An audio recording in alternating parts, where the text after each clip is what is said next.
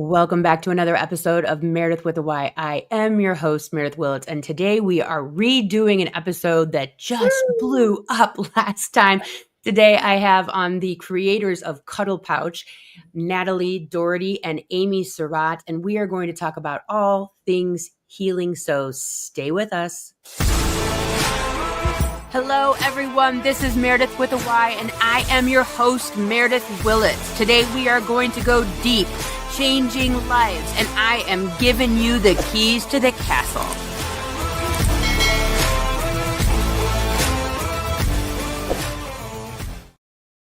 Natalie and Amy, thank you so much for coming back. I'm so excited to have you about all things healing, all things CUDDL, and all things helping people to heal. Before we get started, let's talk about for a minute, who are the two of you separately, and how did you come together to create this amazing product that I myself used during my healing? Well, I have been a teacher forever, mainly special ed. Natalie. And I mean, just forever. And we've been friends forever. We have. Yeah. And when Amy went through cancer as a high school student, and we remained friends throughout, and about 20 years after she went into remission, she had breast cancer. And by that time, I had moved out to North Carolina from Hinsdale and went to visit her in the hospital. So that's when the CUDDL Pouch, the pain point, actually hit both her and I. She was the one in pain, but it hurt my heart to see, how awful it was. So inadequate. Yeah. When her drain management from her mastectomy got caught on that doorknob going to the bathroom and pulled and left a hideous scar that's still there. Poor Amy. She's like, it's not that hideous. Yeah. It's all good. Yeah. So that's me. I live in North Carolina. I've got 4 kids. I've got 4 boys and a hubby. And we're just loving the Southern life. So yeah. And Amy, how did you get involved in all of this besides being the proverbial guinea pig of sorts? Yes. My background is actually nursing. At 17, I was diagnosed with T-cell leukemia. It affected my fighter cells in my immune system and had a lot of complications from that. So missed my senior year of high school. My nurses were incredible. Spent almost 6 months straight at Children's downtown Chicago, which is where I'm from. What is it now? It's still Lurie's. It's still Children Lurie's Hospital. So my background with Natalie, high school, she was amazing through my leukemia journey, and just, all of us. We have 7 friends that are guardian angels that I call my guardian angels. And being a nurse and seeing what patients have to go through post-surgery, post any type of procedure that requires a drain or something on the outside of your body.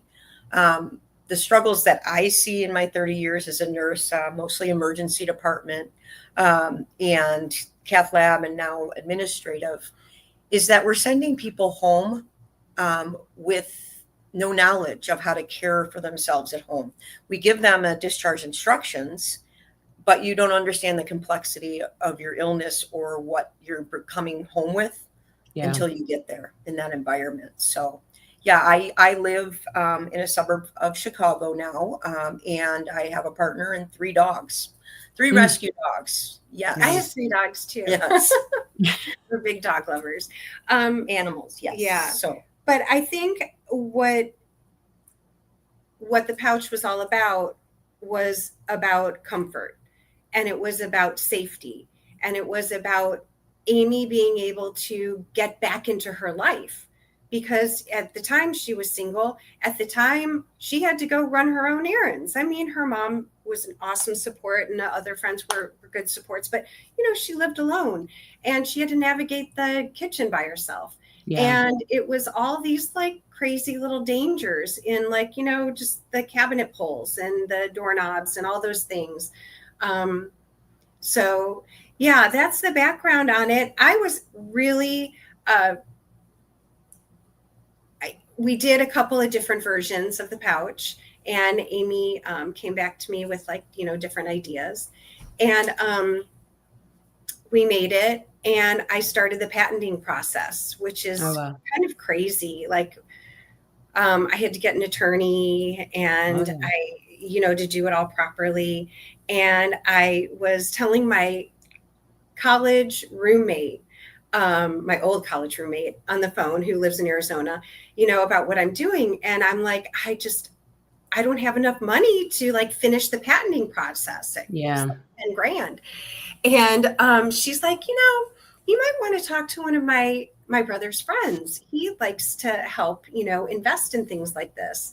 And so sure enough, that friend, Don, and my friend Karen are now my business partners. So they are the people who helped me get this from an idea and, something that one person used to an actual product that we've had hundreds of people using, and giving me just amazing feedback. Just, it's given my life back, people have said. And some people have drains for quite a while. I've spoken to some people who've had abdominal drains for several weeks, like 4 to 5 weeks. I guess that's more than several.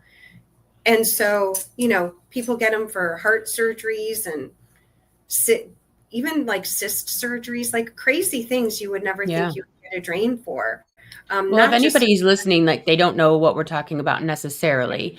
When you have surgery, you can have a buildup of fluids inside of your body. And if you don't have a drain, my drains from my tummy tuck went all the way up to almost my breasts. And they wiggled and waggled all the way through my stomach and came down by my pubic area. That's where they actually exited. And then they're like an additional 2 feet long. And it's a bulb. And you squeeze the bulb and then you plug it up. And then it's by, pulling by way of it being squeezed and then inflating with the fluids. You're removing these fluids from your body so they don't build up and you can get an infection. The problem is, like when they sent me home, they were fastened to my like waist squeezy thing, by about 2-inch safety pins. Yeah. And so to take a shower, now you have to unsafety pin the bulbs from the cotton wrap, because now you're getting into a shower. And then my husband's out there holding them while I'm trying to rinse off, and you're just waiting for him to sneeze or wiggle or not follow me as I circle around. And, if he pulls, they're attached by way of down there, at least on my body, by sutures. And so he's pulling the sutures. He did a great job. I'm not saying he didn't, but I was posting about this on social media, and one of our friends, the 3 of us friends, Jen, she's like, I have a friend. She invented this thing. Can I have her send it to you? And I'm like, I'll take anything. So here it comes. It's this pouch that can shower with us, and you stick your little bulbs, that are attached to your body by way, it's all this big piece of rubber. You stick them in this pouch. And then for me, I put it on the shower handle so that it wasn't around my neck. I felt comfortable with that. And then when I would, meander through the shower and washing myself, I could put it around my neck, and so on and so forth, because there's Velcro. But they're single use. I'm sure if you dried it, if you're watching the video, she's given us. I actually have. Meredith, I actually have one. It is elastic. It's waterproof. There's 6 pockets. There's 4 pockets. 4 pockets. But they fit 2 per pocket. So I was just going to say I had 6 drains. Jeez. You had 8 drains. Well, I'm being kind. I did have 8 drains, but you can fit other things in here if you don't have that amount of drains. I mentioned last time, it's great to hold your phone if you're in the doctor's office. Definitely either record what he's saying or he or she is saying, or write it down, because you forget. So it's an amazing, like you said, in the shower, it is elastic. So, depending on your waist circumference, it fits fine. It's comfortable. And the biggest thing I think, especially after chest surgery, is that your muscles have been affected, moved around, and to have something heavy around your neck, we're all connected. So it really is something that was painful to wear. So so you can put this around your waist and have it hidden. And it's the nice thing about it too. Sorry, hon. Have it hidden. So people don't know that you're actually wearing a lanyard with drains on your chest. Yeah, you can wrap it around your waist and then hide it underneath your shirt. Yeah, and so it's all there in one place. Yeah, instead of, safety pinned and, moving around and so on and so forth. And you can wear it out in public, because I know for myself, I got a seroma, which is like this pocket of fluid underneath my scar post tummy tuck, and they were going to have to put the drains back in. No, I'm like over my dead body. Yes. Never. So the doctor was like, hey, I'm on vacation, get an ultrasound. They found it. They could see it, obviously. And she's like, when I come back from vacation, let's have another conversation. So while I was going to Denver, and I'm like, there's no way I'm going to have them put drains in before I go to Denver for 10 days and go whitewater rafting. No. Not happening. Although you could have gone and worn the cuddle couch. You could have been okay. I could have gone and been, athletic, very athletic. But I was just like, okay, so I just wore this like super tight piece of elastic around where the seroma was to like kind of like hold it as tight as possible. And now it seems like it's mostly gone away. I might have to have another ultrasound to have it looked at to see where we're at, because I could still feel it being a little bit weird. But yeah, that's the thing, is some people have drains for, I know people that have had tummy tucks that have had drains for 10 to 14 weeks, months. Like their body just doesn't stop producing. Because of the seromas. Yeah. When you remove an organ and you remove a piece, or, you have surgery, that space for that organ, or it's going to fill up with fluid. That's our body's own natural way of healing, is to release histamine and release those fluids. So seroma is basically our body's fluid with a little bit of blood, and that's why they call it that. But you will develop those, and that's the thing, that the drains, and I wish we had the drain to show you guys. We did last time. It's a thin strip with little holes. It's plasticky and it sits inside you, so it's uncomfortable in general. And to have it move at all, you feel it inside moving. So and having it taken out, super fun. Yes, isn't it? Feels like my husband was there, and I'm just like, don't watch. And he's like, oh, it'll be fine. I'm like, bro. And he watched it. He's like, I didn't know they were that long. Yes. He's like, that thing was like all the way inside of you. And I guess like it wiggles and waggles in the inside. So like when it's coming out, it's like wiggling and waggling out. And sometimes your body starts to heal itself to it if it's there too long. It adheres, right? Yes. I mean, the thing of it is, I don't care if you're having a chosen surgery of a tummy tuck, an unchosen path of breast cancer, or whatever is going on, that you need to go have drains put in. You are like the path of least use. Anything that you can do to make that journey better, I am here for it. And also, as we were talking before I hit go live today, when you are in, I just sit there, like, I have videos of me when I had my tummy tuck. I am so out of it when we are getting me dressed and to go get in the car. And I'm supposed to be like paying attention to what they're saying. Like, I think I read my discharge instructions, and so did my husband, I think 100 times, because it was just not clocking as to what I was supposed to do. And then let's add on top of it that I had like 22 alarms going off all day that was like, oxy, ibuprofen, antibiotic, muscle relaxer. And I'm like, I told my husband, I'm like, I think I might have taken oxy twice, but I'm not sure. Because I had the alarms, but I didn't have them labeled. Yeah. So then I went back and I started labeling them. Like, this is the oxy alarm. Yeah. And so you're going through the physical, you're going through the mental, you're going through the figuring it out. You're coming off of medication or staying on the medication. And now you've got safety pins holding shit on you that is connected to shit that's in you. And now, I mean, and then you have to go to the restroom, like all of the shit's happening. And so it's like when you sent that cuddle thing, the cuddle pouch to me, Yes. Yes. I was like, what? Why are we still doing safety pins? Right. It's 2025 and I have safety pins holding rubber balls to my body that's attached to my innards. Yes. Like this like is deeply inside you. Yes. Deep inside. That if it pulls, it's going to first and foremost rip out sutures. Like, it's insane that we're having this conversation because it's so wacko. And so and then you can't get like the thing that you're attached to from the hospital. You can't take that in the shower. What do they think you're doing with that? Yeah.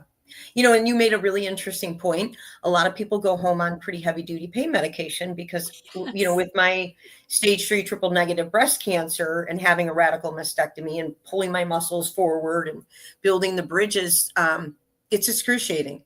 And when you're on pain meds, you're loopy. And so I wasn't paying attention to my drains. I wasn't paying attention to anything except my body, because now these are attached to me.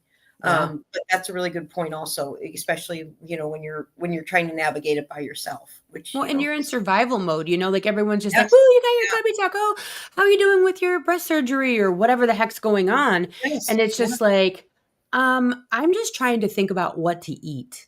It's not going to make me sick. You know what I mean? Like, I'm just trying to figure out how to go to the bathroom. I'm figuring out how to take a shower. And P.S. I also can't stand up. And I'm sure with the double mastectomy, you're also like, oh my God. Like, you know what I mean? Like you're dealing with just surviving.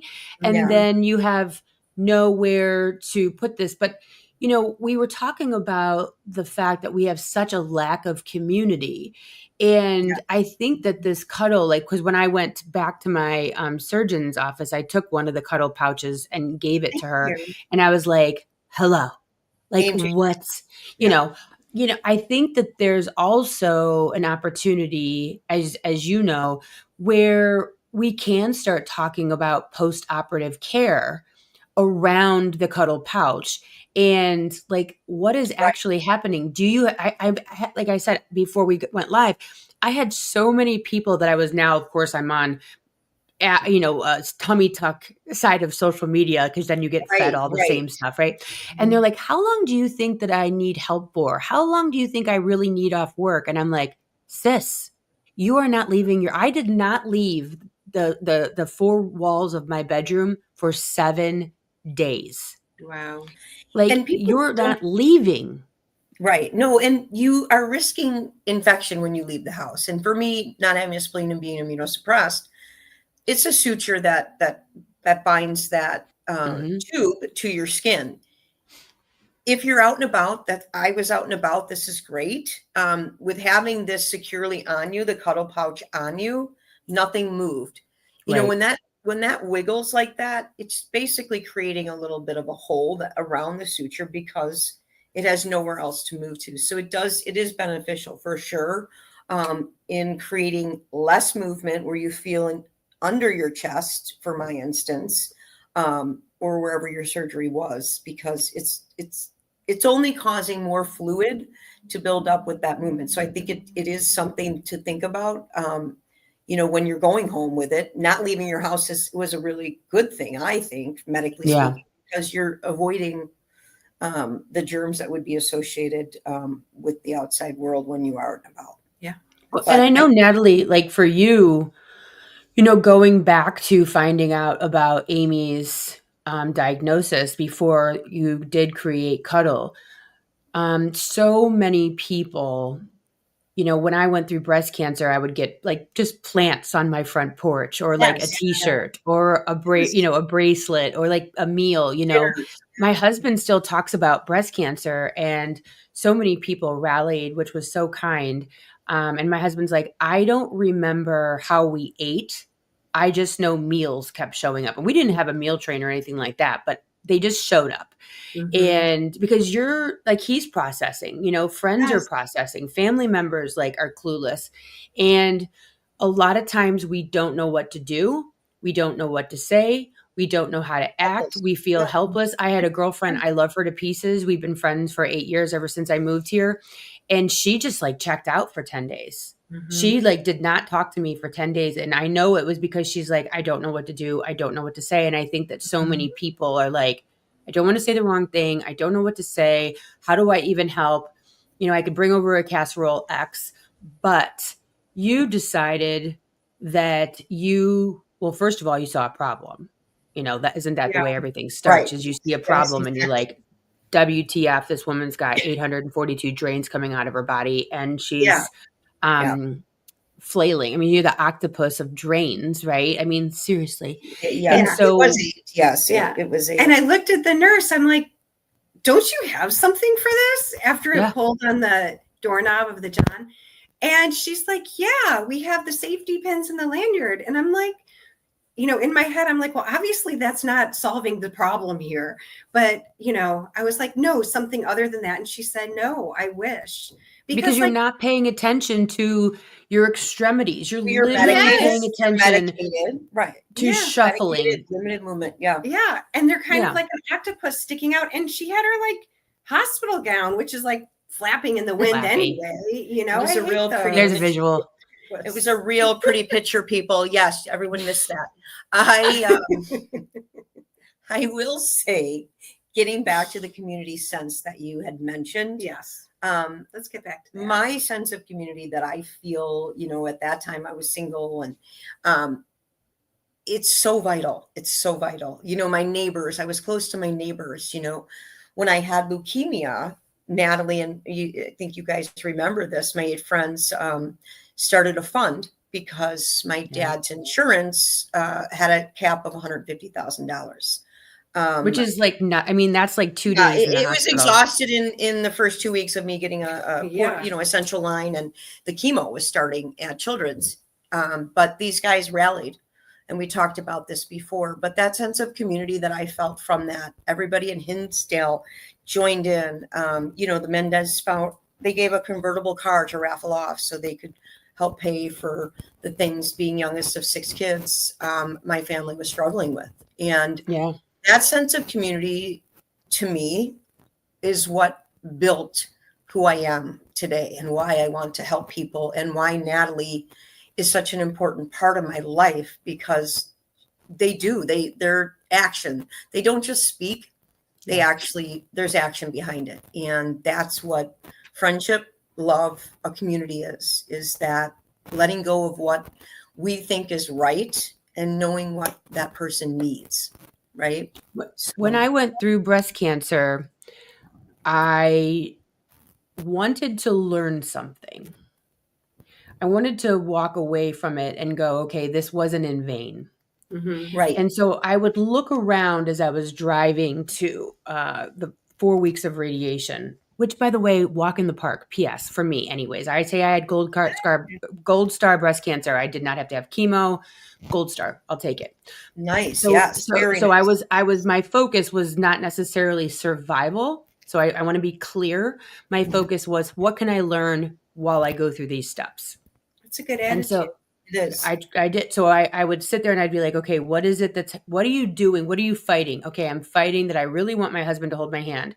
I'm fighting that I need to be held right now. I'm fighting that I want him to come up and lay in bed with me and just sit here and not talk or rub my hand. You know, they rub the skin right off your damn hand. They just keep pushing over. Same with baby delivery. They just keep rubbing the same spot. Anyways, I digress. And so I just kept saying, too. Insane. And so after that, though, so now I'm after, what do I want to learn? I need to ask for more help. I don't need to do it all. I don't need to be Superwoman. And so then I move forward and I'm like, okay, now what do I need to learn? What did breast cancer? And so I started traveling, right? So I'm traveling. I'm not, because I'm the girl that's like, I'm going to wait till my kids graduate from high school. I'm going to wait till my husband retires. And I'm like, screw that. I'm going to Bali. Screw that. I'm going to India. I'm not waiting for a damn thing. Yeah. And it changed my life. I came on social media. I got millions of followers. Like, I'm like, screw everybody. I started a podcast, etc. You're amazing. Yeah. Because You're I'm like, amazing I'm done. example. I'm not, life is not to be waiting for anyone to do anything. Got to do it Correct. now because tomorrow's not promised, right? I think people, you froze a little bit. I think I always say when you shake, you're freezing up, Meredyth, a little bit. Yeah, she's frozen. looks like there's a Wi-Fi issue. Shocking. Oh my gosh. Let's hope not. Not again. Don't hang up, whatever you do. It's that neighborhood. I know. Anyway, I think you make a really, really good point. I always say to people, I teach nurses, educate, whatever. I say, we are not what we know, but what we're willing to learn. And if you don't take anything from something that is, life-changing, that it's a reminder that it probably, people say it'll happen again. But my biggest takeaway is just to be kinder to people and know that there are people there to help. I think that our world has gotten kind of siloed. And if we don't start recognizing a community and helping each other. Well, and reaching out, like not feeling ashamed to reach out and say, hey, I really do need you to lay in bed with me and not rub the skin off my hand. Like, will you just be with me? Or your friends, telling them what you need. There's no shame in that. And I do think that people can be embarrassed or feel shame about asking for help. There's a stigma that you can't handle it on yourself, it's the pull yourself up by your bootstraps, but it's like, okay, but maybe not so much like when you're going through an illness. I think that for me, I needed to learn how to ask for help and that it was okay that I wasn't in charge of everything that month. And so, control is a huge thing, isn't it? You've got to give up a lot of your you have to give up a lot of control. So let me ask you this, all that said, why do you think, Amy, you have gone through all the things that you've gone through? What were your takeaways? My takeaway was I prayed a lot. I did a lot of soul searching, and I would say to God, please let me be me and not someone else, because I could not watch someone go through what I went through.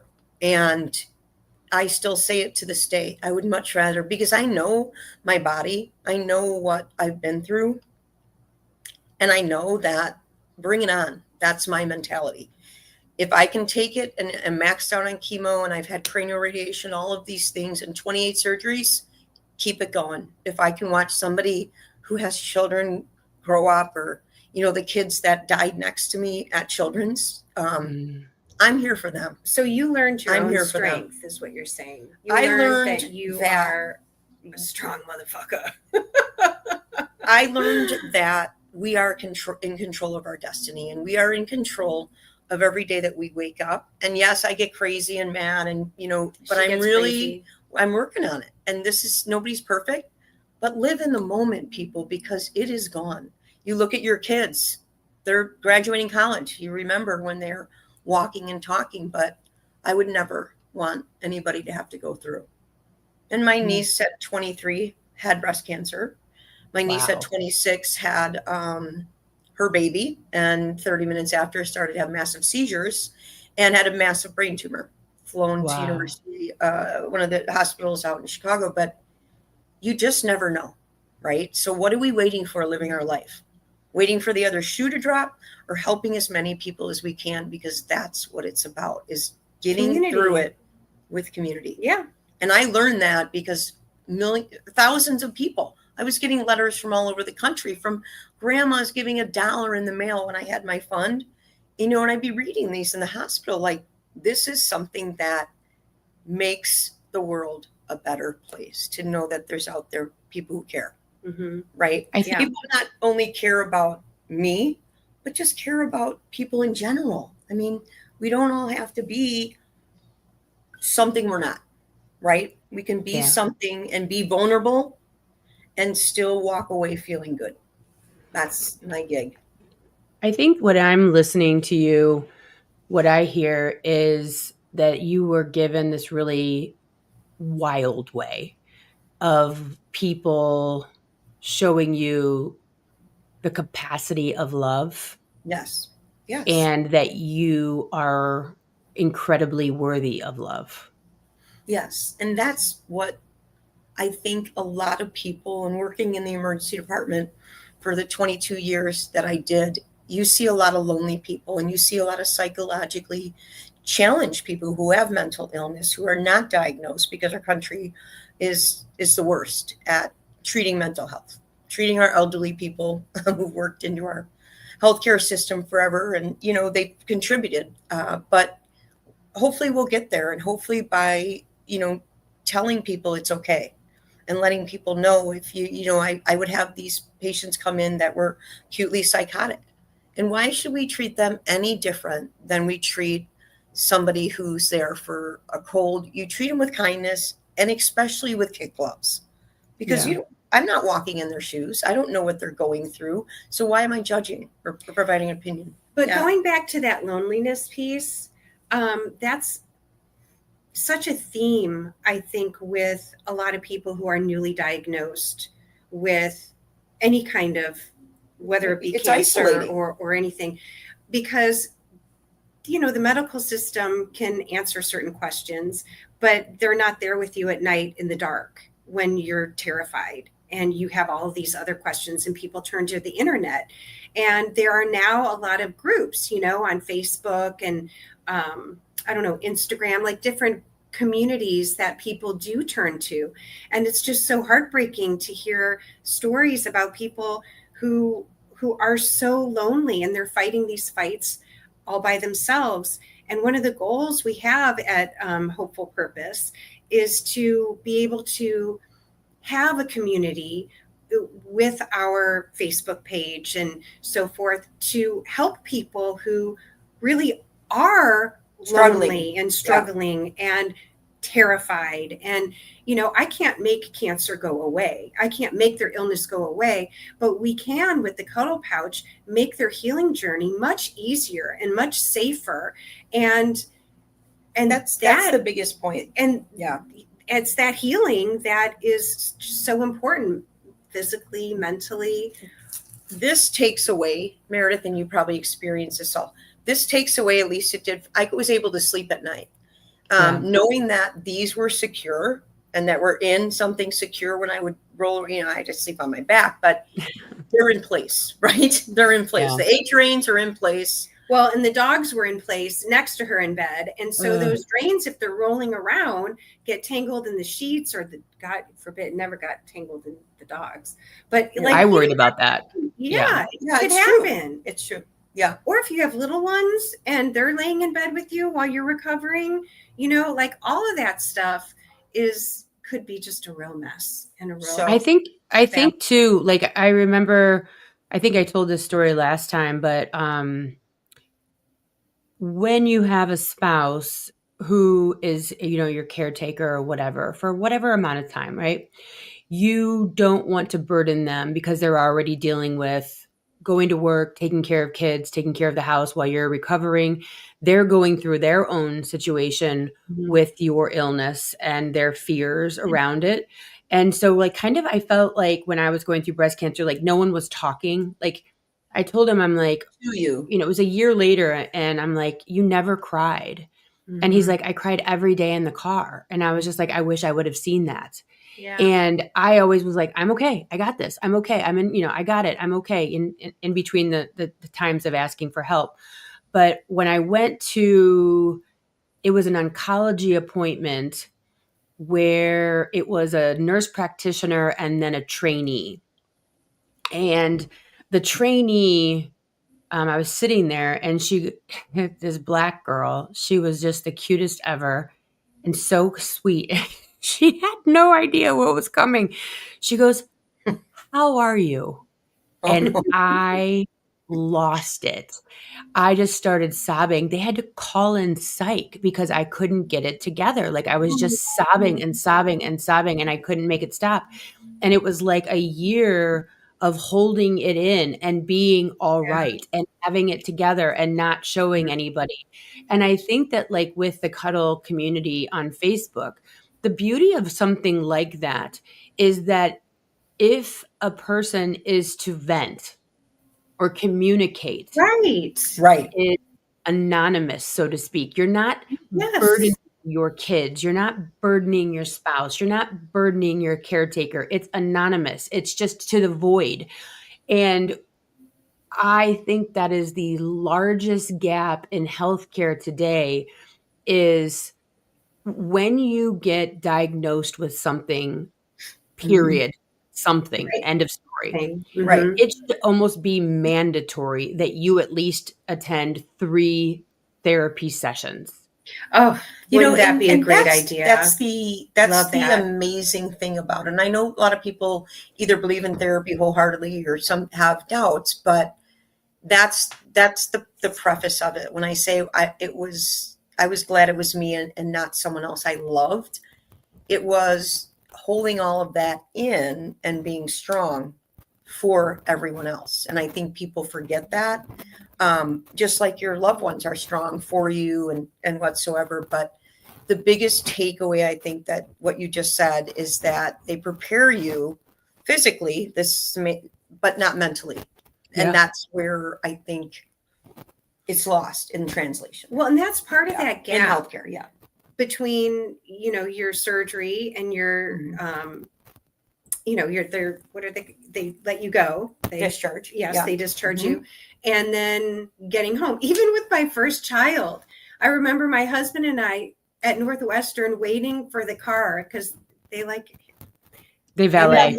They do. They valet the car. It's crazy. So we're waiting with little Charlie in his baby seat, and we look at each other terrified. We're like, "What do we do when we get home?" Like, we didn't know. It's your first. Give us a human. That I was like, "What now?" And that's just like having a baby. Nobody's sick. You're fine to get along.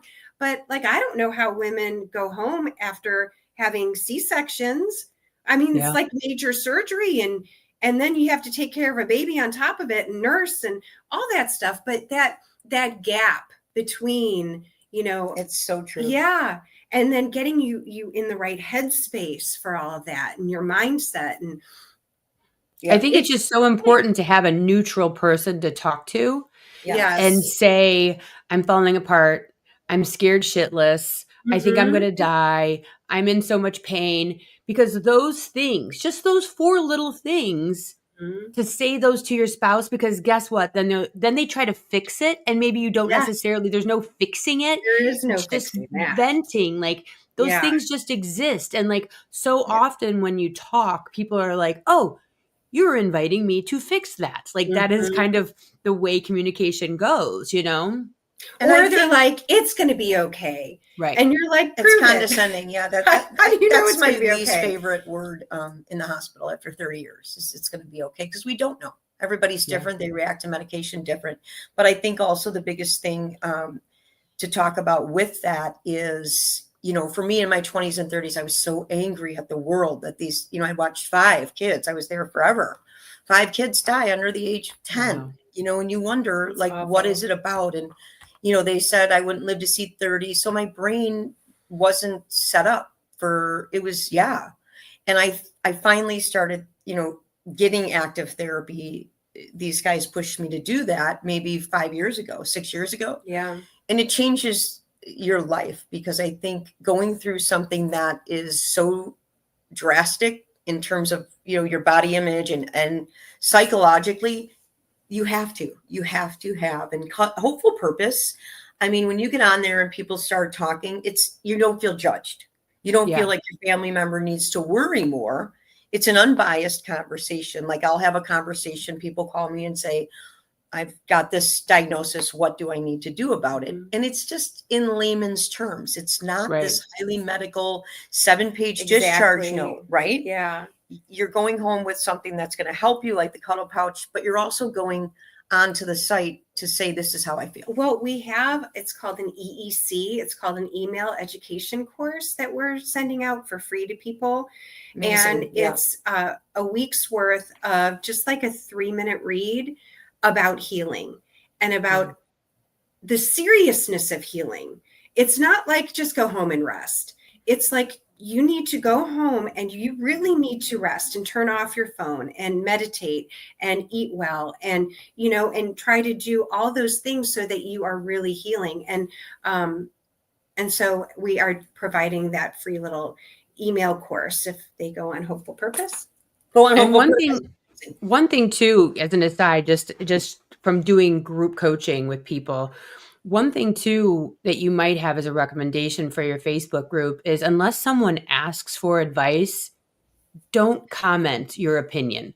Because sometimes people just want to vent and don't want the entire thing shoved up their ass. They just want to right. blurt and speak. And like, then you have all these chimer-innerers Yeah. that are giving their opinion. It's just like, this is exactly what I don't want. This is why I'm not telling my mom, my sister, my friends. You're posting it on Facebook. Yeah. You want it to be personal. Yeah. Right? You want it to be personal. You want it to just, hey, if you say, what do you think I should do about X? And then you post and then people chime in. That's great. Yeah. But if you're just coming on and saying, like, maybe rant post. Yes. Means I don't want your opinion. You can send like love and light.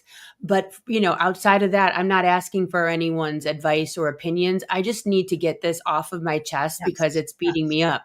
Yes. Inside of that, Natalie, you are a player here, obviously. Going back to age 17, why do you think one of your very best friends got cancer? What did you learn through all of that? What have you learned over these years about yourself and what you needed to go through this for? Because you're going through it. Yeah. Well, one of the things that I try to ask myself is, when anything good or bad happens, is, God, what do you want me to know? Like, what's my lesson? Not why is this happening? Not, oh God, why? Or, yeah, why is this happening? Like, it's, what do you want me to know about, you know, this interaction, this podcast with Meredyth and Amy? You know, like, what do you want me to know? And he will respond, you know, and highlight certain things or highlight certain words. Like, one of the things, like community, actually, I've been really praying on community and just the whole kindness and just everything. Just the world seems so dualistic right now, and everybody's in one camp or the other, or, you know, and I just feel like I don't know. We're all like love everybody, but just people. But truly, going back to Natalie was the first one I told. I'd overheard my mom and dad talking in the kitchen, and they had said that they're going to sell their house to pay for a bone marrow transplant for me. And I remember laying on the couch with Natalie, and they had a pull-out TV room and a bed, and I couldn't go upstairs because I had IV poles and stuff. And I just remember telling her, I don't think I can go through with the surgery. My parents worked so hard. There's 5 other siblings. I don't think we can do this. And that night, Natalie went home and gathered, you know, the people that she needed to do. But that drives me. That drives me to be a better person. And that also drives me to know that we can get back there as a world, as a country, because I know people would help, I hope, if someone was in trouble, regardless of what they look like, what their beliefs are, where they come from. And at the time, you know, as a 17-year-old, it was actually really surprising. And it wasn't me. It was talking to, you know, my friends about it. And then our parents were the biggest drivers of it. And they got together. And then the town got together. And then it just kept getting bigger and bigger.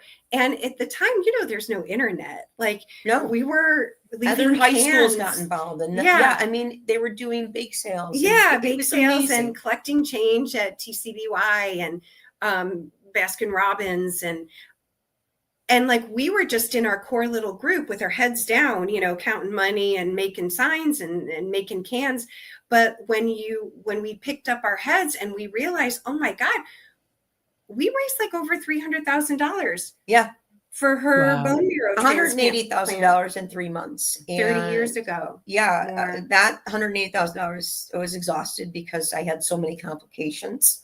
But yeah, in raising what they did, Natalie mentioned this last time, we're able to help families who, have a similar diagnosis from that community, and they need a, extra experimental drug or whatever is going to get them through what they need to get through. Yeah, because she never ended up getting a bone marrow. She never needed it. She went into remission. Yeah, I had complications. My spleen ruptured, and I had some acute pneumococcal sepsis, which is you're not supposed to live through. So of course, you have these things happen, and you wake up. You're out of you're in the ICU, and you wake up, but you still have those people you're opening your eyes to. And if people just realized that that's the most important thing in life, not money, not what kind of car you drive, how big your house is when you can look to somebody that loves you for support. Right. Yeah. So, I don't think it's hard to do. I think Natalie's focus has always been, I'm going to make things better. Hence purpose. The couch, her schools, everything. I don't know. Yeah. As a teacher, you try to make things better, but sometimes it just, explodes all around you, and all you can do is try to remain calm. I think puzzles now. No, I'm kidding. I think that everybody's looking for purpose, right? And feel loved. And we don't know how we're going to end up feeling that way. You don't know what your path is going to look like that's going to make you feel a sense of purpose. And I know that the Cuddle Pouch definitely gives so many people a sense of purpose, and then a sense of care on the other end that gets it. Yeah. You said they're not available yet on Amazon. No, they are. They are? Well, yes, we've got a nice big shipment that has come in, and so we can provide them. I will show you guys this. I mean, it's terrible but there is a QR code on the website now. Well, there's a QR code on that, but you just go on hopefulpurpose.com or drainpouch.com. Both of those will take you to our website. And I have a Facebook thing, hopefulpurpose.com. And I try to send out inspiring things weekly to help people, just reminders of, when you put your feet on the ground in the morning, to have a good, healthy mindset. Yeah. A lot of people and you're worthy of love. You're worthy of love. You're worthy of purpose. You have purpose. Sometimes it's weird how you figure that out. Yes. Worthiness is huge. I think the other big thing is you just have to let the negative past go. I think a lot of people, I look at my cancers as a positive thing. I've met so many people.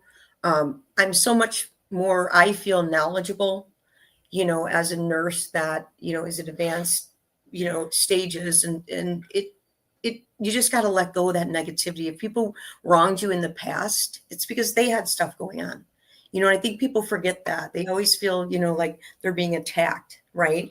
Like when Natalie mentioned the drain thing and the safety pins, I had a safety pin that was probably no lie, one safety pin for 8 drains. And they all looped together. It was like the biggest pin ever. Yeah. And Natalie's saying that's not acceptable because I love her and I want her to be more comfortable. And now we want everybody to be comfortable. Yeah. And it's not a matter of doing the right or wrong. It's doing what's right for the patient. And that's my biggest thing now, is I'm not going to hold on to things. I will say that every doctor that performs any sort of surgery or anything, they should have at least one of these in a to-go purse or, to go home with. Like, this is easy stuff to have in surgery centers. They're cost effective. It's probably cheaper than all these damn safety pins they're passing. Well, and if you think about it, the complications associated with having something around your neck and a safety pin, it doesn't hold them from pulling. It doesn't hold them from slipping a tiny part out of your body like mine did. It wasn't working effectively because it moved. And the complications that can occur, like pulling the drain early, you get a seroma because that has not completely closed where that surgery was. So, I think there's a lot to be said about discharge home. And if this is included when they give you your instructions home from PACU or from a surgery center, they put it on you, you wear it home. You're avoiding the car, everything that you would worry about trying to manage the drains, not watching where you're walking, there's a lot of stuff. Yeah, we would like People don't realize. I will say, if you're getting a tummy tuck or anything where you have to sit up, get a recliner delivered to your house. They're like $250 on Amazon. They will deliver it to your front door. I'm not even kidding, and they're electronic. Really? Oh yeah, they're cheaper than renting, and we were going to rent one. It was going to be like $500, and you can get it on Amazon. Buy all this stuff. It's like a to-go bag when you're going to have a baby. Like your hospital bag. Have your hospital, like your water bottles, your timers are ready, your cuddle pouches, your whatever it is that you need. Get ahead of this stuff if you can. It's obviously not an emergency surgery, Right. but I would definitely include the cuddle pouch. If you are being told you're coming home with drains, do not think that the safety pin method is going to work. It's like the pull-out method. It doesn't work. The pull-out. Use the I'm cuddle unfamiliar, pouch. but yes, I'm joking. Use the cuddle pouch. But yeah, get yourself in here, Meredyth. Sorry, yes. I can't help myself. Get the cuddle pouch. It's hopefulpurpose.com to make things simple. Yes. I know you have two websites addressed, but well, it's the same website. Yeah. Just Drain redirects. Pouch or Hopeful Purpose. Yeah. Our company's name is Hopeful Purpose because that's what my goal is. My purpose in life is you're hopeful with hope.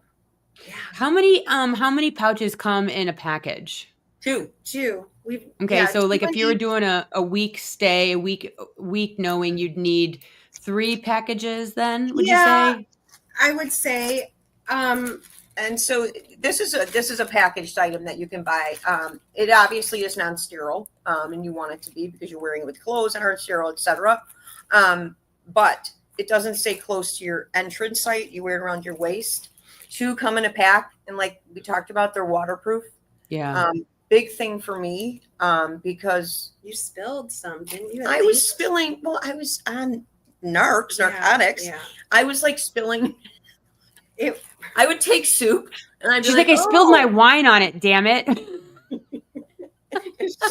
I spilled again. Yeah. But yeah, at least these I didn't have to wipe off individually because they were securely on me. But yeah, everything I was spilling. They're waterproof from the inside and outside. So you can shower in them, you can spill on them, you can sweat, you can, whatever. And it's just nice to have a couple of packets so that you can change it out and put a nice fresh one on after you shower. Yeah. And if you have extras when you're done and they remove, you can just wear it around the house and put your phone and your keys and your screwdriver in. Oh my God. I have worn them walking my dog when I'm on those hot days when you just have shorts and tank top on and you have no pockets. Because they're not plastic. They're like a soft cloth that just happens.